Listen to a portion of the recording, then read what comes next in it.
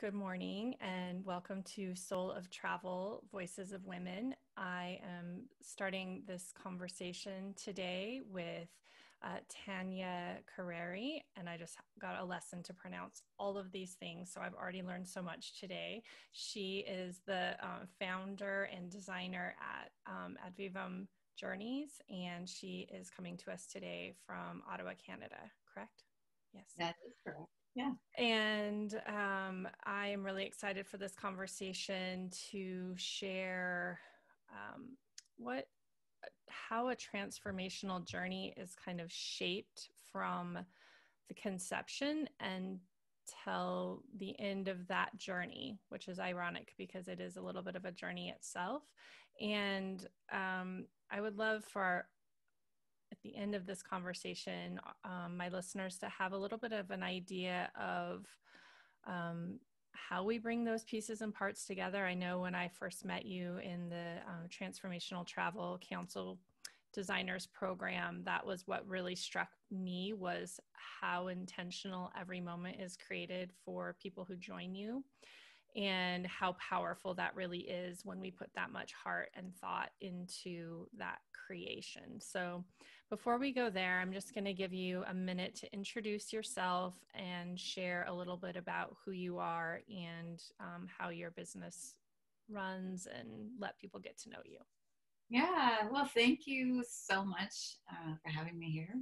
It's awfully fun, especially in this time when we feel so cooped up. It's nice to feel like there is still a way to remain connected. So I am an avid traveler. I always have been, and I realized that very quickly. I started to use traveling as a way to discover not only the world, but myself. So, as I was on journeys, I was exploring, pushing boundaries, coming up against new ways that maybe other cultures do things. And that really challenged my thoughts, my thinking, my expectations, my self perception. And I realized, hey, this is a beautiful gateway to not only create, connection in the world, but connection with myself. So that is really at the base of Advivum Journeys. I work as a life coach, and I also develop a lot of leadership programs, all of which are about helping people ask really big questions. And most of us run up against really big questions at all times, and convenient and inconvenient moments.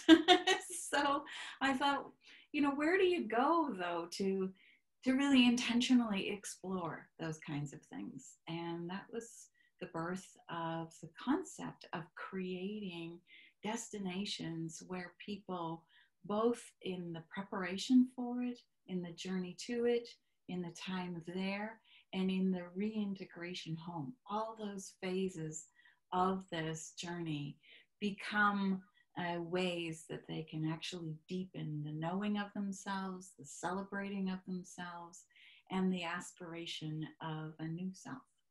And so that you were asking about the arc of the journeys. That's a part of every one of the journeys that we have, both virtually, online, and when it's possible again, in person.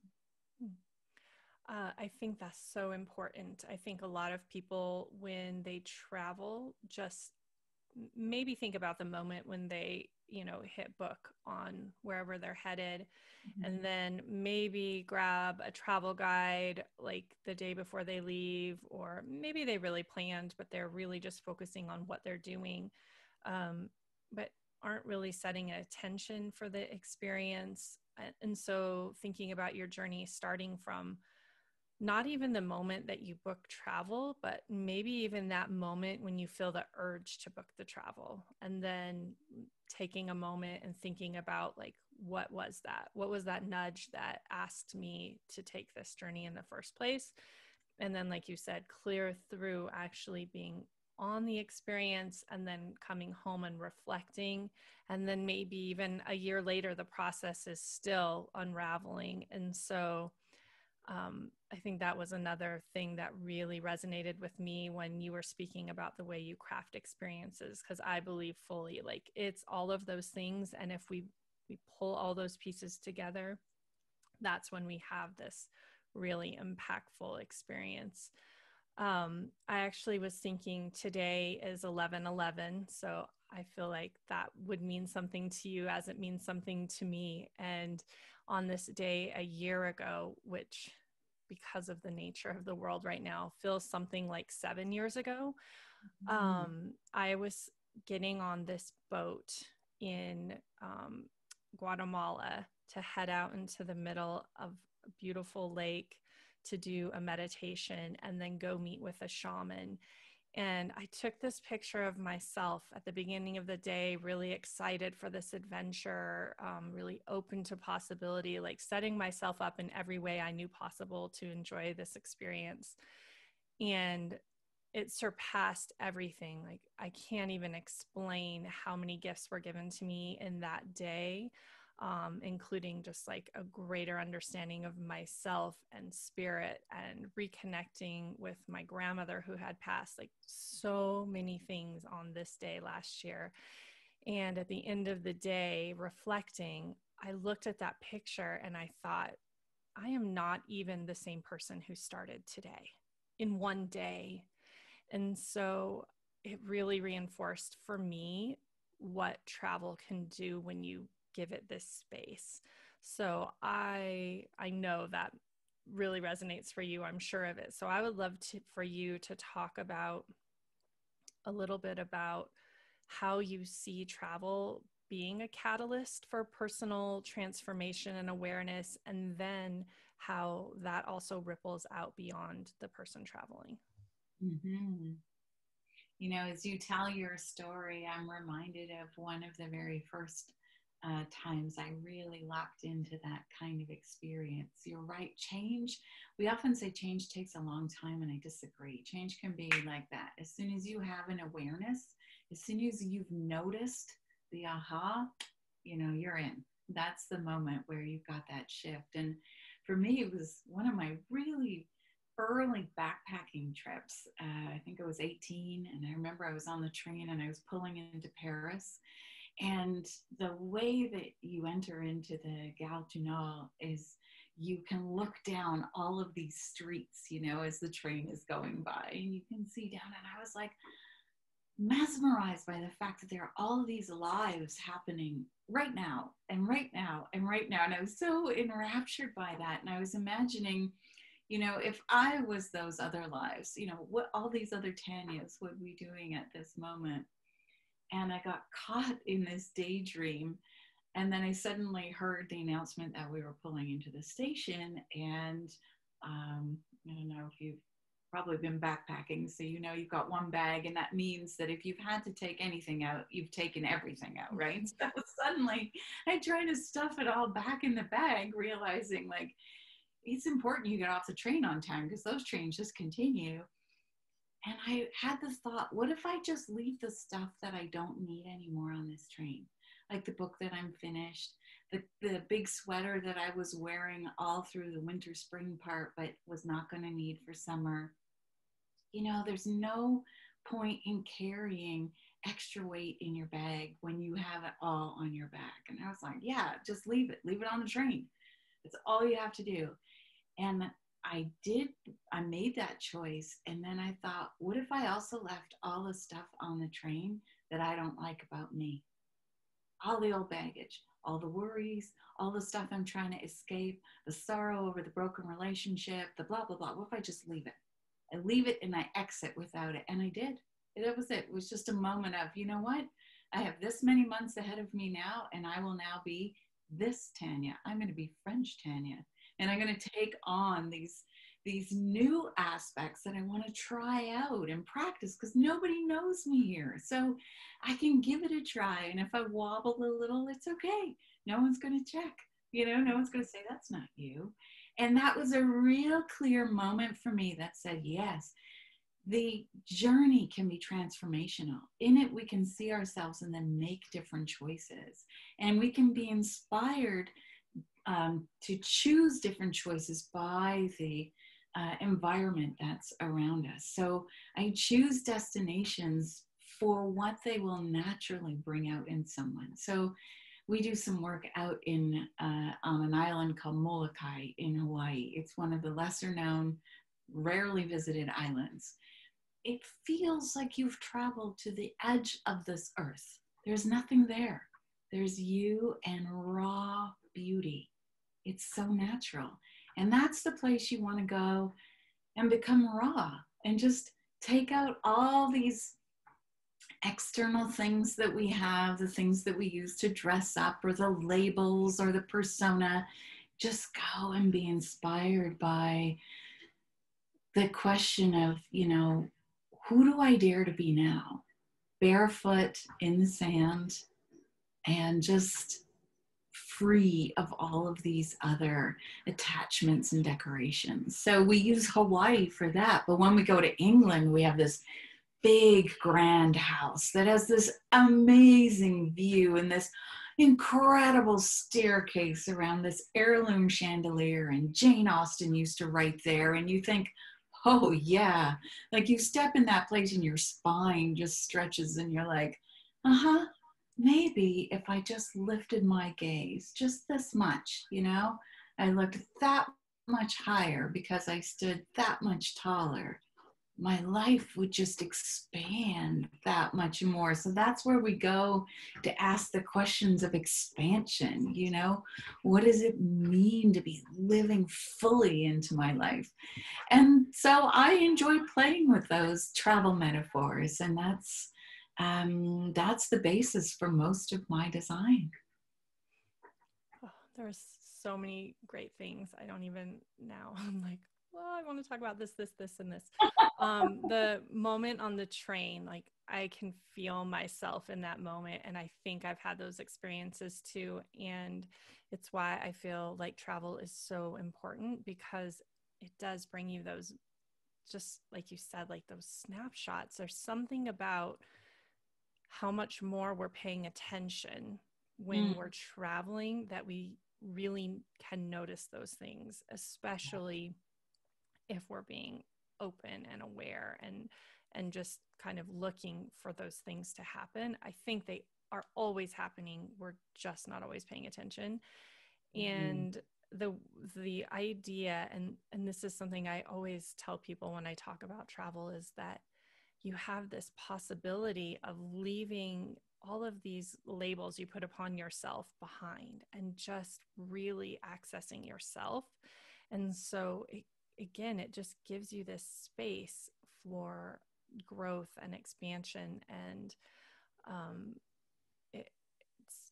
it's so powerful, and it's so like precise. It just happens. It's amazing. I think it's so incredible. And then I think you and I were talking about this before, but this parallel, like I'm really, really receiving the awareness of the parallel of our life journey and our career journey and travel.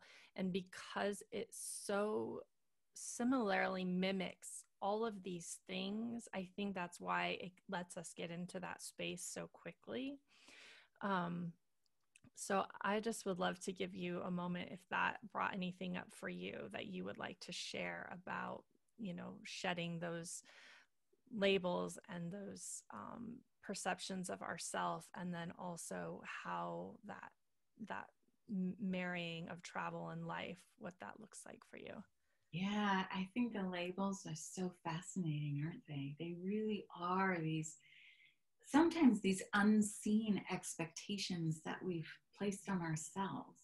When I challenge people, they say, well, I couldn't do that, or that's not like me, and I'm like, well, that's a possibility. It's that you choose not to do that. And, that might be fine, but wouldn't it be interesting to experiment with what would happen if you did choose to do that?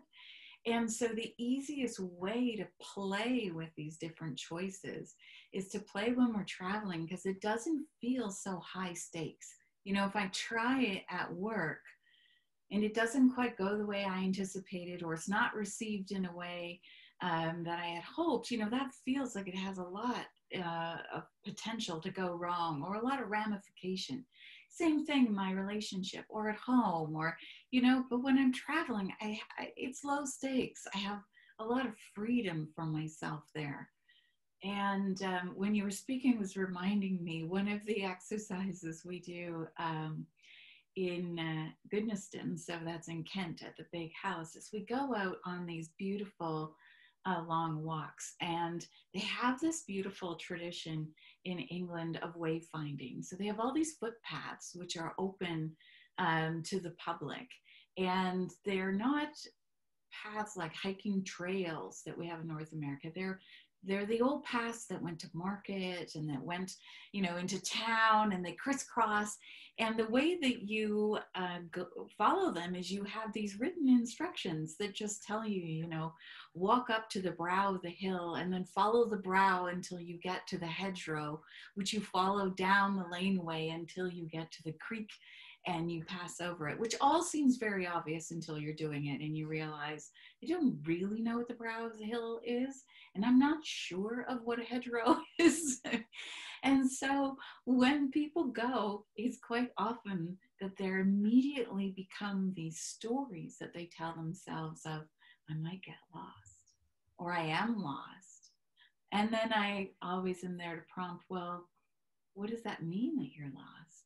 Who are you when you're lost? What do you tell yourself when you're lost? I can't get back. And I watch some people, they just forge ahead. Well, it must be in this direction. And they just go and they get off track for about a half hour. And I'm like, wow, did you notice that? Did you notice that in your anxiety, your response is to just go? And other people are like, I'll just go back. I'm just going to turn around, Yeah. And there's no right answer or wrong answer. It's just this lovely illustration of who they are and how they respond when they have the thought, I am lost, which is the same thing that probably happens to them when they're parenting and it goes wrong, or when they're in a business meeting and it's not happening right. And they're saying to themselves, I don't know what to do, I'm lost. Mm-hmm. And so from there, we can start to play with, well, what if you just chose differently? What if you chose something that isn't your normal? And that's the first step of shedding some of these labels and practicing being someone new. Yeah, I find that, there's so many things about that are so interesting. And again, like how travel just kind of shines these lights on things. But like, for instance, people will ask if I speak another language because I travel all the time, and I say, oh, I speak a little Spanish. Well, how long have you studied it? Oh, like 7 years. And they're like, a little Spanish then, right? And I'm like, yeah, I don't know, it doesn't sink in. And then when I get somewhere, like, I instantly I'm nearly fluent. But if you asked me to do it here, I can't access that part of myself. Mm-hmm. And then by the end of a journey somewhere where I've been speaking Spanish the entire time, when I come back, like for instance, in Lima, there's this hotel I love to end a trip in. And it's really extravagant, and they greet you at the door speaking English. And I'm always looking at them like, why are you speaking English to me? I don't know English. Like, it's such a different shift. And I mean, today, if you ask me, do you speak Spanish? I'll tell you no, like a little.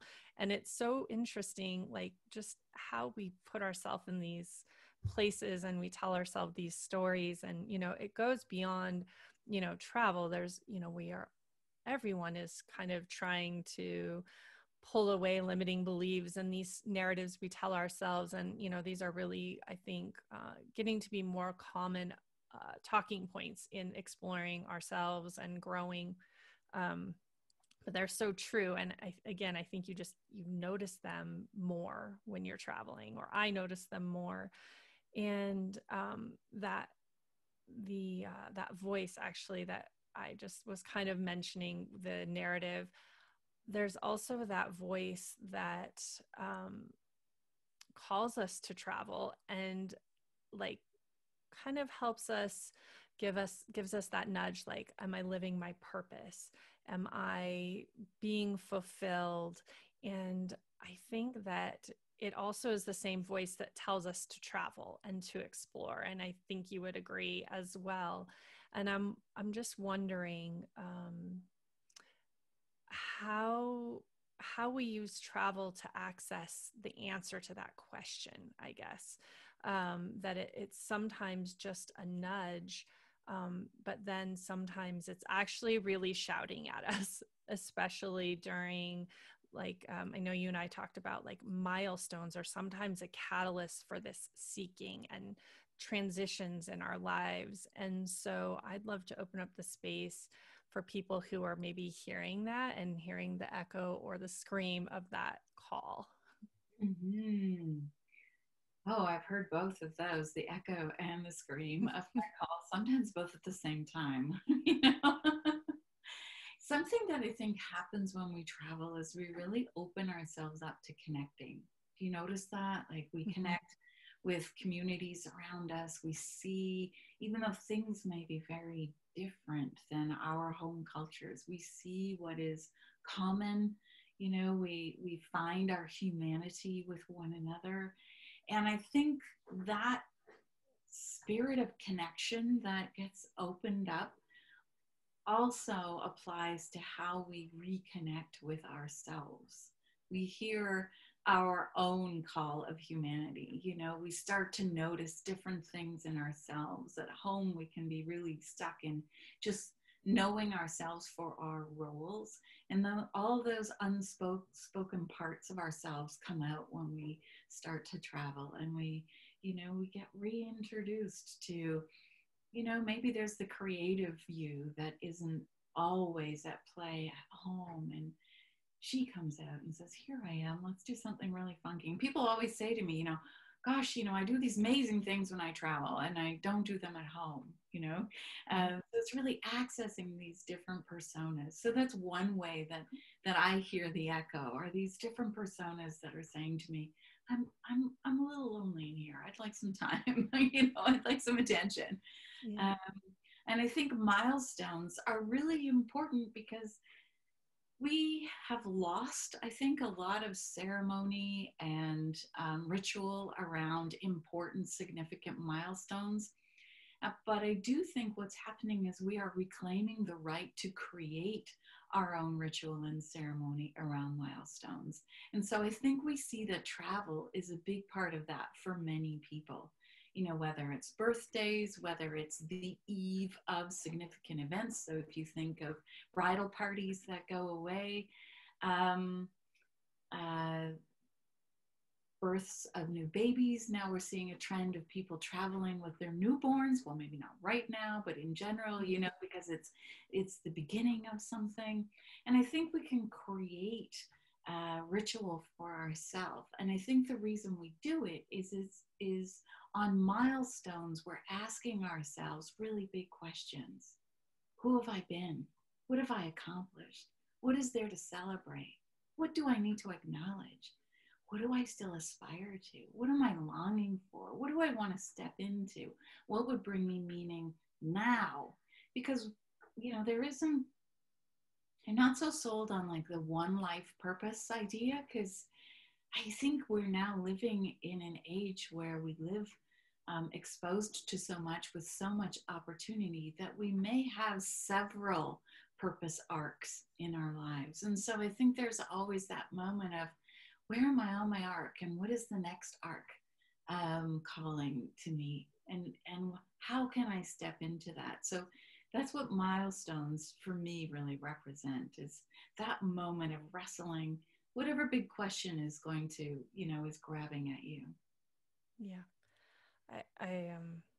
I think it's just so important. And I feel like it really is a great time to pair exploration with like that inner journey and being out and exploring, because like we both mentioned, it brings new awarenesses, which you're really looking for in that moment. Another thing that you mentioned, well, one was not actually taking your newborn traveling right now, because obviously we're not really traveling. And so when we look at, and I say the same thing, like traveling Christine and everyday Christine, they're not the same people. And how amazing would it be if they were the same people? Because that person I am sometimes is really amazing. And what if I was her more than, 3 weeks a year? If I'm lucky that I get the 3 weeks a year or whatever it is.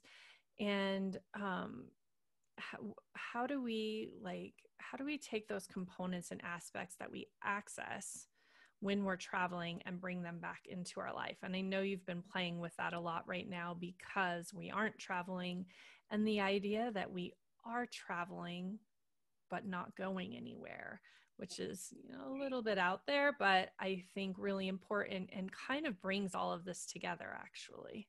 Yeah. So, because we're not traveling in the world right now, we've started to explore the virtual travel. What happens? How do we travel while we're at home? How do we have these field trips while we're still here? And the reason we started that was I said, well, if you take a look at all the things that happen when you travel, you stretch your boundaries, you change your context, you live by different rules. Your norm is not your norm. You're discovering new ways to do things because you're playing new roles.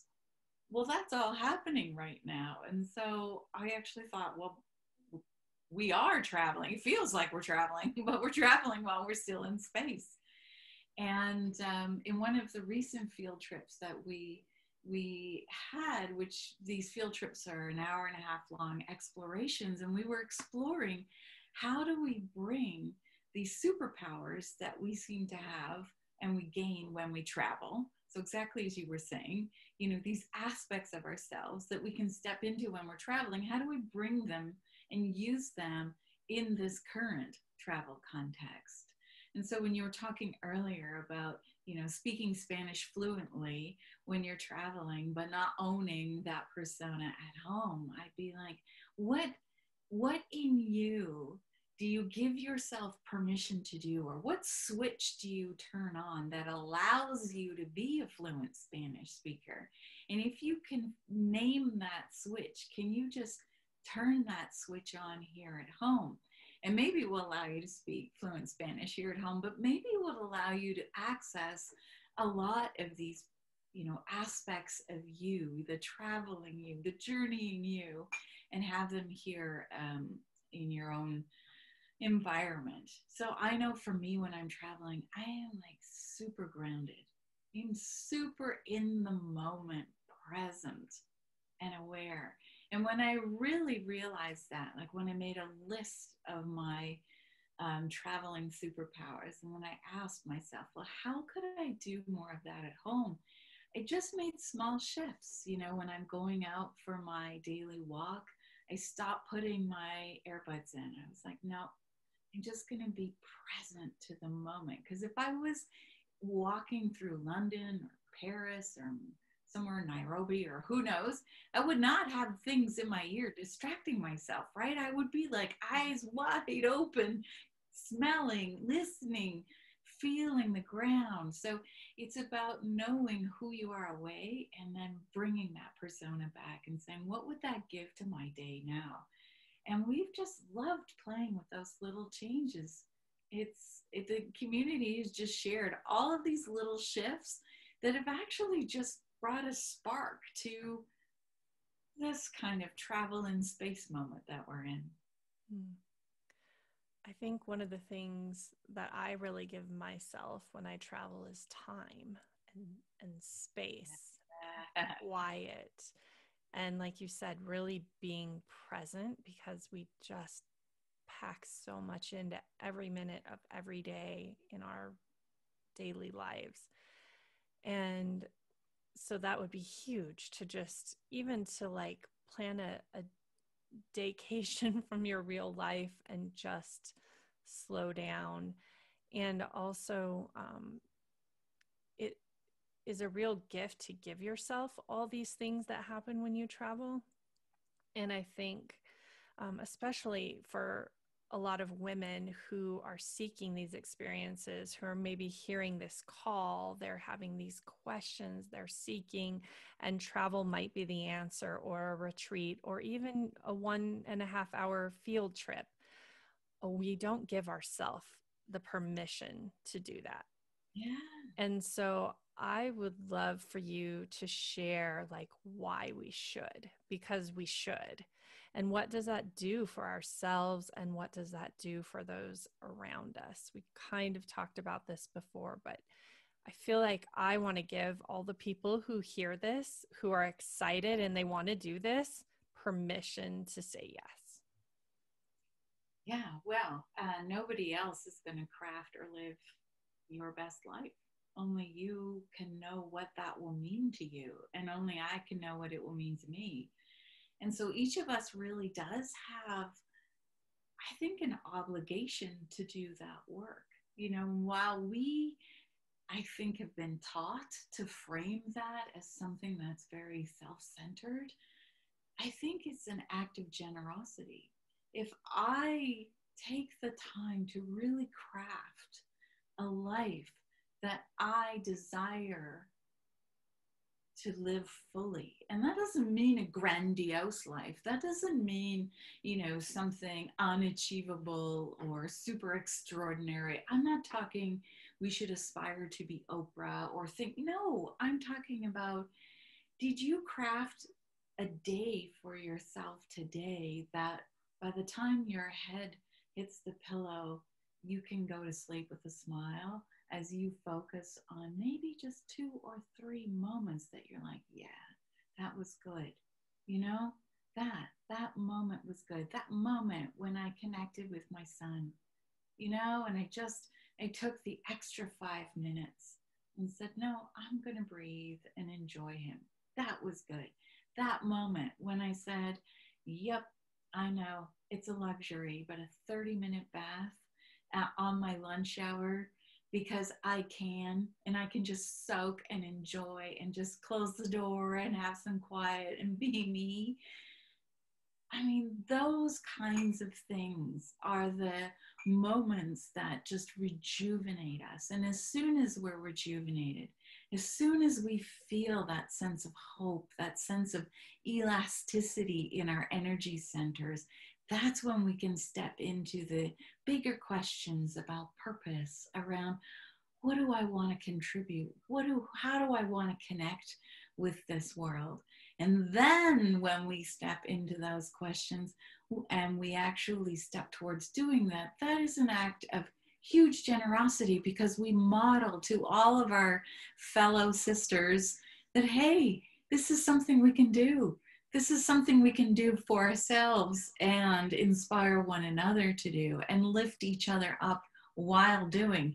And I tell you, if we do that, well, I don't know where that goes, but that is just something that I would love to see. I agree.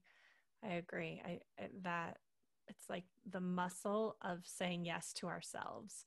And I think, like I said, it's a little easier to do when you're traveling because you've already kind of given yourself the space. You've said a big yes once, but then being able to do that in your daily life. Like, I know the other day I had just like a great morning playing with my puppy, and then I did yoga, and then I had a great conversation with someone like you preparing for solo travel, and then like just had a great walk with my girls. And all of a sudden at the end of the day, I was like, wow, that was what stuff is made of. Like, that's how I want my life to feel.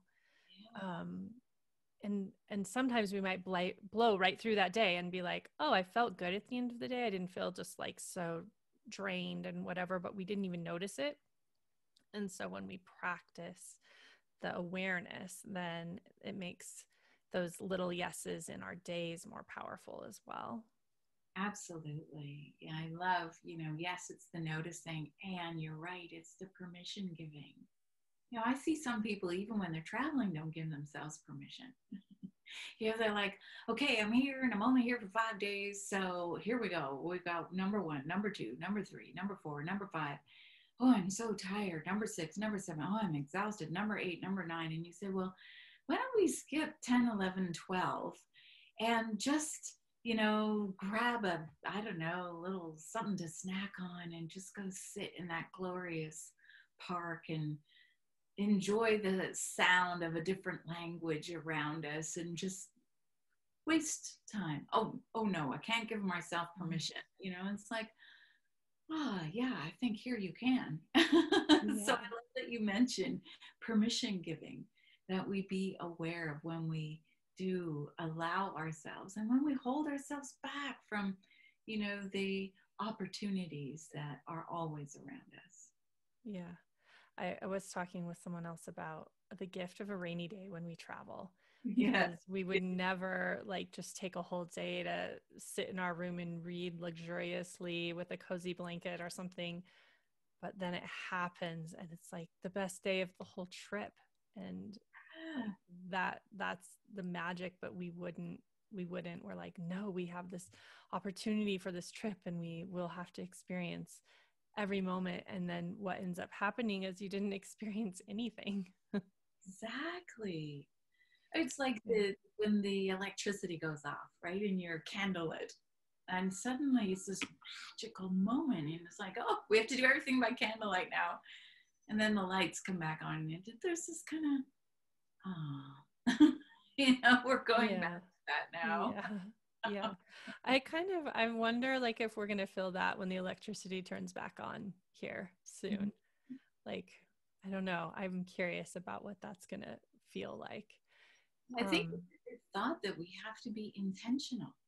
yeah. Everybody talks about the new normal that's coming, the new normal.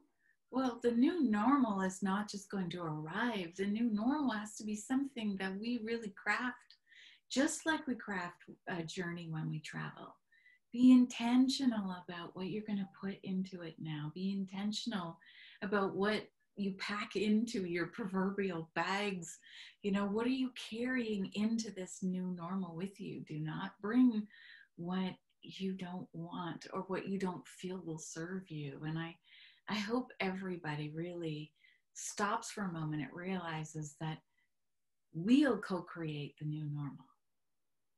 It won't happen to us. Mm. So the lights will come on, but we can choose how we will act as soon as they do.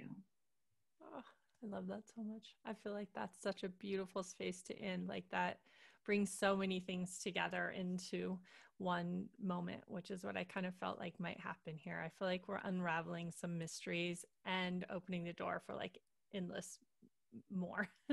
Like it's just the again like that ebb and flow. Like, oh, I've solved this. Oh, now there's this that just popped up. But I think that was a beautiful place to land. Um, I would love for our listeners, well, I have two things left. I'm going to save a rapid fire for the very end of just some fun, playful questions to end on. But for people who have joined us, listen to this conversation, and they would love to learn more about the field trips you're offering, what experiences you have coming up, and how they can connect with you, would you mind sharing? Yeah, the easiest is to come over to the website, which is Advivum Journeys. So that's ADVIVUM Journeys.ca, because I'm a Canadian company, so .ca. And under retreats tab, you'll see everything that we have there, or the calendar tab, you'll see everything rolling out. So right now, everything is virtual, but there are lots of ways to join with us right now.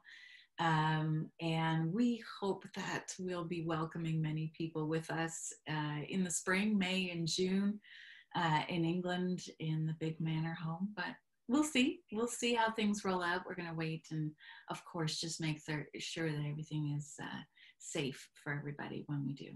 Yeah. Okay, here we go. What is your favorite book or movie that offers you a travel escape or inspires you to adventure?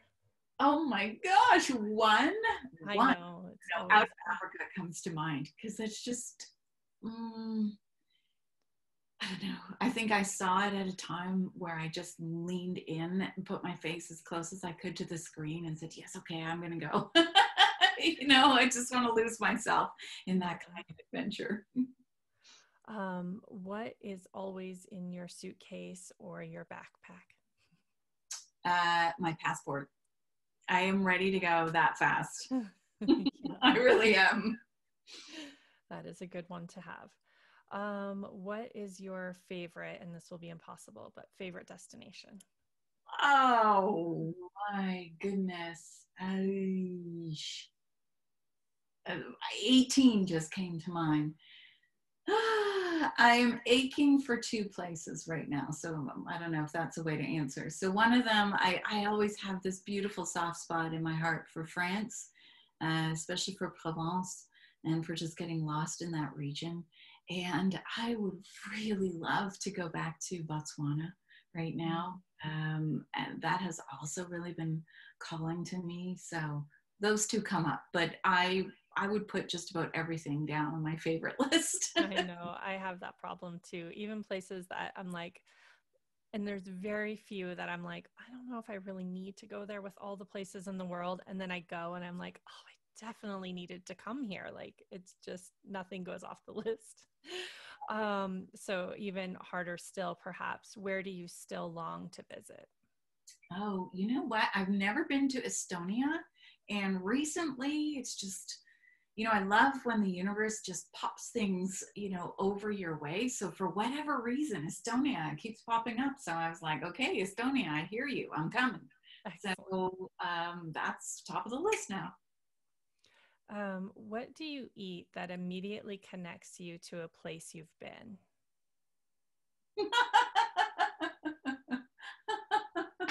That's a long list. Oh my gosh. Yes. I mean, great sake from Japan, great cheese from France, wine from the Napa Valley, or from South Africa. I mean, and sometimes it's just particular spices.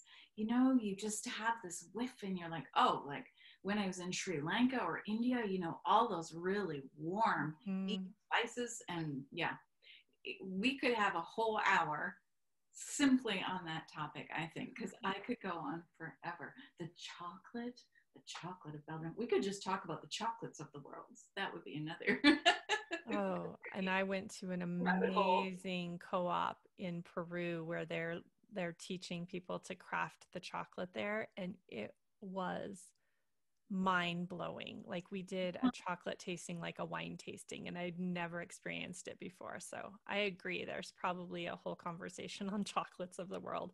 Maybe we'll do that in real life Yes, that would be in the awesome. future. The real um, isn't it true? Whenever you've eaten something that is grown, like true local of that place, where like, I don't know, pineapples in Hawaii are, this just blow your mind, man. This is a pineapple. This is not what we get shipped at home. mhm. That experience, you can have that like the tomatoes in Italy or anywhere, whatever is truly of that space. There is no topping that. None. Yeah. I have heard that it's because the vibration of the food matches the vibration of the place. And when you eat them together, like it's really powerful. I don't know if that's, but it feels true. Like it definitely things taste just unbelievable when they've come from where you are. Like, yeah, I agree. Yeah. Who was the person that inspired or encouraged you to set out and explore the world? Oh my goodness. Who was? I think it was, well, two people immediately come to mind. One is my maternal grandmother, and she emigrated here from Croatia. And so I think somehow that adventure seeker, uh, the belief that there can be more and that I can find it and create it. I think that comes from her. And I always had this sense from her, even though she came and created a home here in Canada, that this was the second big stop on her journey, if you will. And so there was always over there, where she was from. And that always captivated me. And when I was young, my dad worked as a surveyor, and every summer we would be traveling around the country with him as he was doing his job. And so I think somehow that rhythm of movement just got embedded at a cellular level, and I just feel better I must have been one of those kids where, you put them in the car seat and drive and they immediately are calm. And, I think that was me, and it is still me today. So those two come to mind. And the last one, if you could take an adventure with one person, fictional or real, alive or who's passed, who would it be? Oh my gosh, who would I enjoy?